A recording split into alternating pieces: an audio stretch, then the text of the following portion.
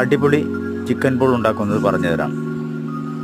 Chicken പുഴുങ്ങിപ്പൊടിച്ചത് അല്ലെങ്കിൽ ചീന്തിയത്,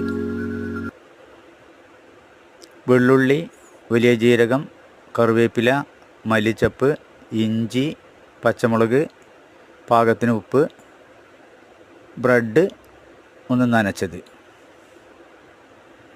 എല്ലാം കൂടി അരച്ച ശേഷം അല്പം മൈദ ചേർത്ത് ബോളുകളാക്കുക. പാൻ അടുപ്പത്ത് വെച്ച് ഓയിൽ നല്ലവണ്ണം ചൂടാകുമ്പോൾ ഓരോന്നായി പൊരിച്ചെടുക്കുക. ചൂടോടെയോ അല്ലെങ്കിൽ മയോണൈസ് ചേർത്തോ അതുമല്ലെങ്കിൽ സോസുകൾ ചേർത്തോ സമ്മന്തികൾ ചേർത്തോ ഉപയോഗിക്കാം. വിരുന്നുകാർക്കോ 4 മണി പലഹാരത്തിനോ ഉപയോഗിക്കാം. അടിപൊളി ബോൾ ഉണ്ടാക്കുന്നത് ഇനി വീഡിയോയിൽ കണ്ടുപിടിച്ചോളൂ.